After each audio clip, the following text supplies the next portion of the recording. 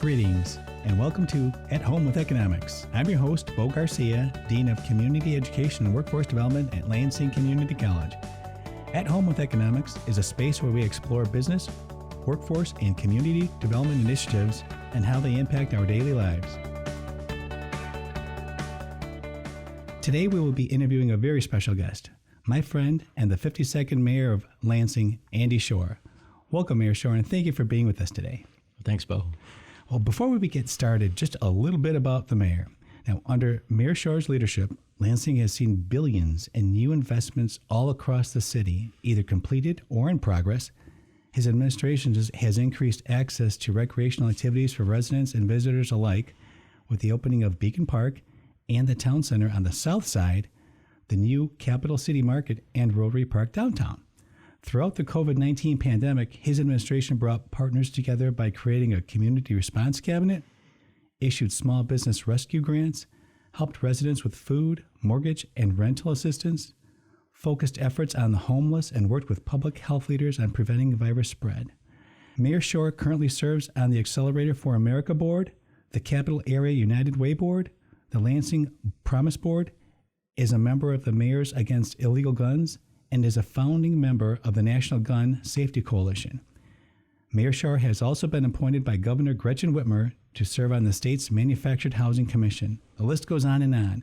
But before we begin, Mayor Schor, can you share with our listeners a little bit about yourself, where you're from, and kind of why and how you came to be mayor of the city of Lansing? Well, sure. Well, thank you, Bo, for having me on. We have known each other quite some time, and I know you do wonderful work here at LCC, so I appreciate you and all you do for our students here. I love being mayor. I'm in my fifth year. It is certainly challenging, but we get a lot of things done. I grew up in New York. I grew up on Long Island. Oh. And was there for 17 years, and then came to Michigan for college. I'm a Wolverine, so don't hold it against me. But came here for college, and then right out of college, moved to Lansing. I like the city. I was working for a guy named Gary Peters at the time, who is now our U.S. Senator, but he was in the state Senate, and just got to know the city and just loved it. Really enjoyed Lansing. Ran for office as a county commissioner, where I served for 10 years. Ran for office as a state representative. And then as I was serving in my last 2 years as representative, I had a lot of folks approach me about running for mayor. Right. So I decided I would do that. I put my name out there and let the citizens decide, and I won. Yep. And then last year I won again. So here I am as the mayor of the capital city, the great city of Lansing. And again, it's an honor, and I'm proud to be here. Doing a fantastic job. Absolutely. So kind of along those lines, Mr. Mayor, could you tell us a little about the City of Lansing's goals in relation to economic development? You've had some big wins. We've had some big wins, and it's been great. I continually talk about growing the city. I want to grow all parts of the city, from community services to making sure people are housed, but economic development is a huge part of the growth. It's making sure that we have access to all kinds of things, whether it's downtown or in Old Town or Rio Town, on our corridors. Economic development is a huge piece of growing our city. It provides activities and things to do for the young and old alike. It provides a boost to our neighborhoods. It provides vibrancy. It makes people want to come here. So we've done a lot of work on economic development. We've done. You mentioned it in your opening, we've done stuff all over the city. So one of my prouder projects that I was able to be part of is the Capital City Market downtown. We had I'd say a food desert.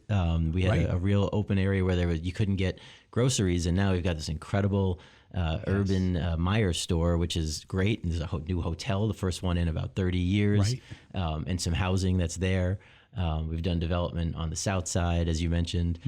We've done development on the north side. We've got some mixed-use apartments that are going to be opening in Northtown, right on the border of Old Town. We opened Red Cedar and finalized Red Cedar and opened that. Right. So it's just, we're doing work all over the city, and the more options people have to shop and to walk and to go to, the more options they have for housing, whether it's affordable, whether it's market rate.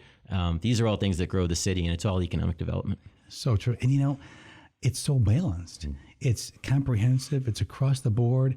It's across the city, and it's very, very strategic. And kind of along those lines, departmentally, how is the city structured to kind of capitalize upon economic development opportunities, and how does your team make this happen? We've got a few different pieces.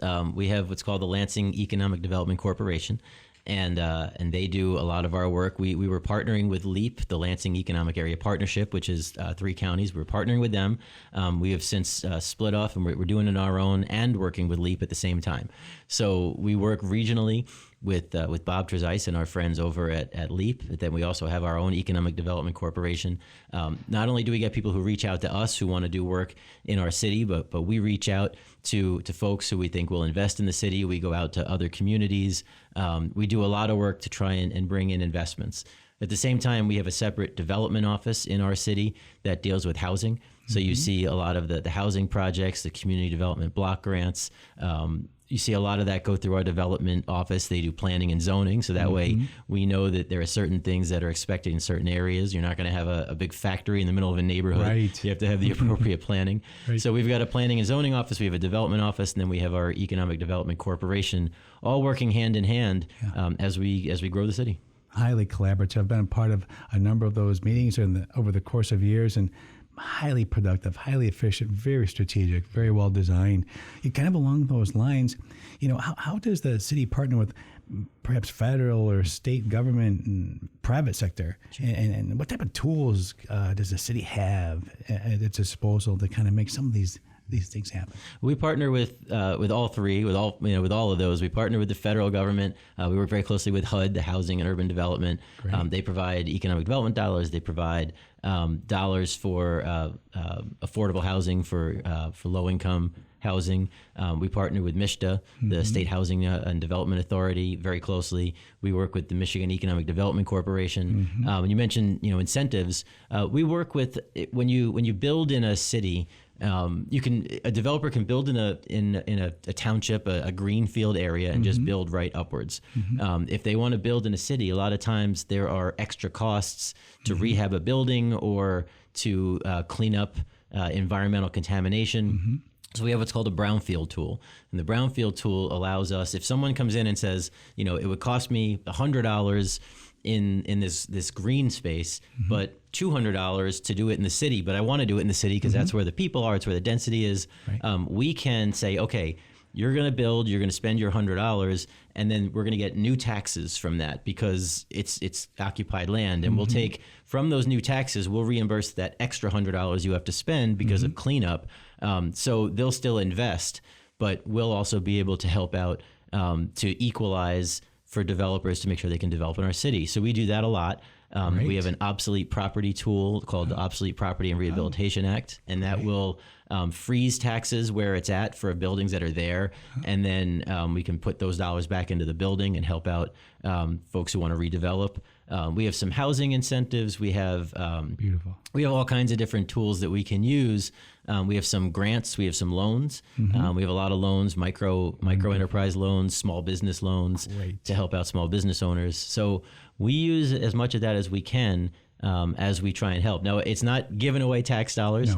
No, it is. It's making ends meet in the proposal. It's closing a finance gap. If someone can come to us and say, I need to spend X dollars to do this project, but I only have this much, we help to close that finance gap. And then again, if it's a loan, we get it back. And but we don't give away tax dollars. We do what we need to do to make projects happen. Otherwise, there will be no tax dollars at all. Thank you for explaining it that way. That is so important for our listeners to understand. These are not costs; these are investments, and it's a collaborative effort between public and private sector. So it's a win-win for the entire community. We see development, increased taxes, increased support for resources for the community.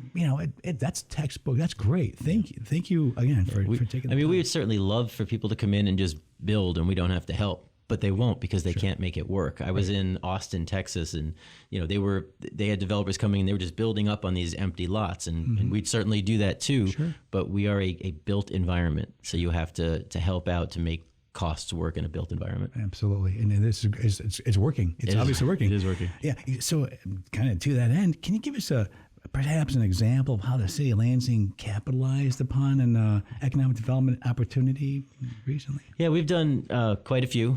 We had an announcement, I don't know, a few weeks ago with a company called Neogen. They do food testing. Yes. And they've got their international headquarters is right here in Lansing. And they wanted to build a $70 million building and put something like a few hundred jobs in there. So we were able to utilize the brownfield tool where we gave, I don't know, $7 or $8 million in future taxes that's going to be generated. And then the Michigan Economic Development Corporation did the same.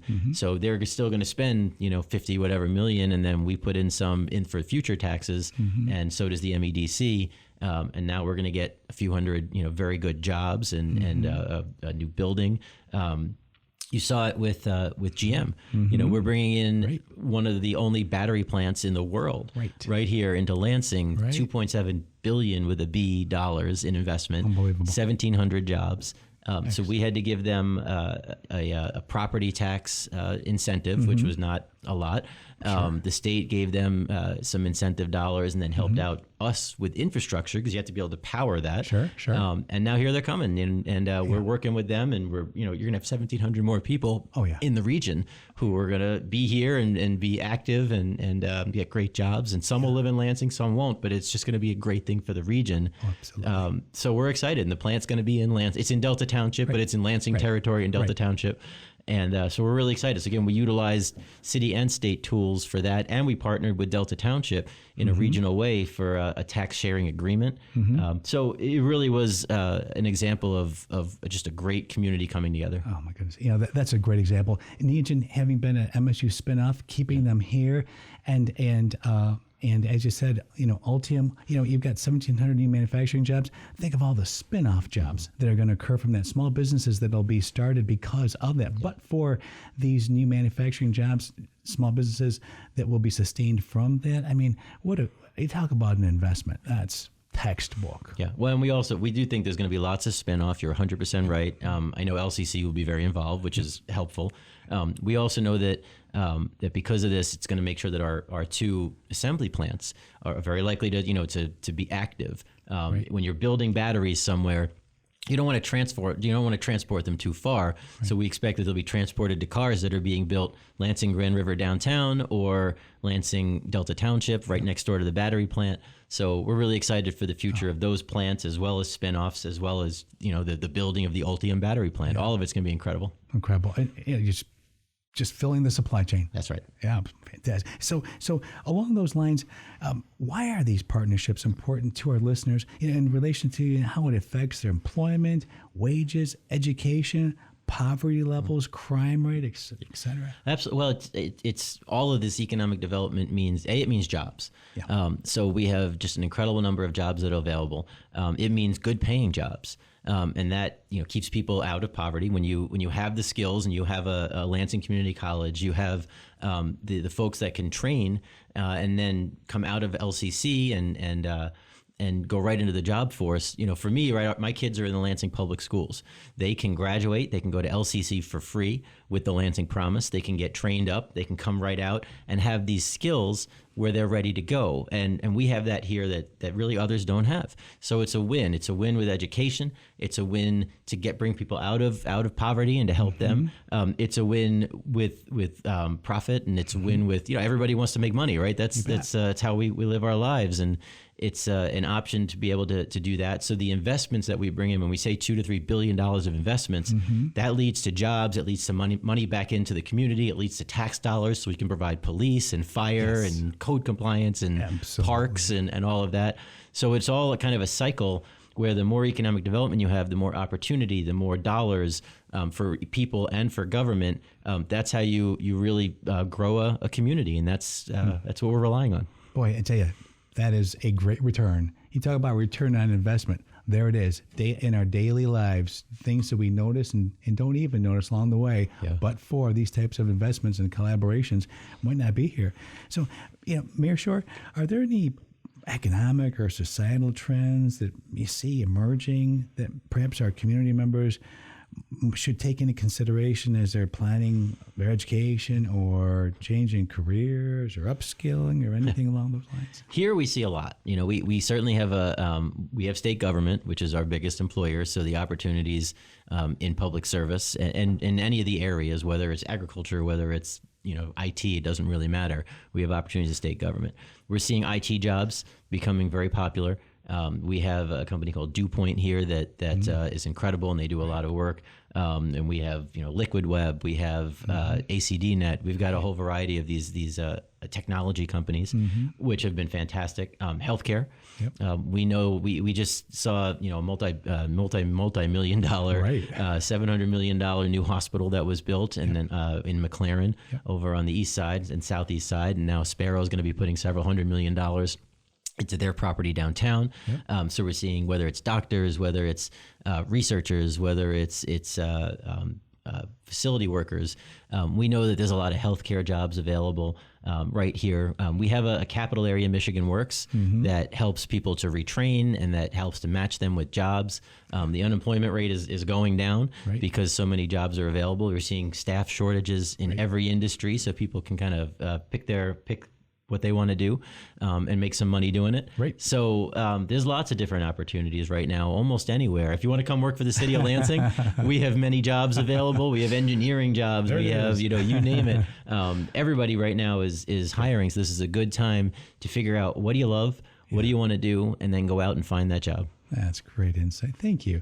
Well, last question there. Is there anything else you'd like to share in relation to your economic and community development plan for the city of Lansing in the future? Well, we have a lot going on. We want to. We're out recruiting businesses to come here. We're restructuring buildings. We have been challenged in parts of our downtown because state employees went home for the pandemic and they're only about halfway back. So our downtown has been a little bit challenged, but we're doing some conversions. We're creating a lot of housing downtown. We want to double the housing downtown because the more people you have living downtown, the more people that are walking and walkability and shopping at the shops. You see a lot more nighttime and weekend traffic. So we're doing some work there. We're doing a lot of work on the corridors. You're going to see a lot of work on the Saginaw corridor, a lot of work on the MLK corridor. Beautiful. Michigan Avenue is going to see millions of dollars in improvements, and so there's going to be work going on everywhere. Like you said before, it really is focused everywhere. From the west side to Michigan Avenue to Kalamazoo, where Allen Place just opened up new apartments and services. The south side, whether it's MLK or Pennsylvania, Cedar, it's going on everywhere. It's going on the north side with over the old Masonic Temple and in Old Town going north. So there's tons going on. There's so much that you can't even kind of put together a list and talk about it in a show. Right. But we're going to keep pushing for all of that. And then of course we're working on a new performing arts center. Right. And that is probably one of my most exciting things right now. Yeah. Getting a new concert hall right downtown where people don't have to go to Grand Rapids and Beautiful. In Detroit right now. They can stay right here, and it'll be a great boon for our downtown and for Rio Town. So we're working on a lot of things, a lot of pieces at play, and we're real busy, but it's good stuff. Wow. We could talk for another hour about this. What a great conversation. Thank you, Mayor Schor, for taking time out of your very busy schedule to share your thoughts with our listeners today. And thank you all for the pleasure and privilege of your time. This has been your host, Bo Garcia, and I look forward to sharing time with you again soon. Have a tremendous day.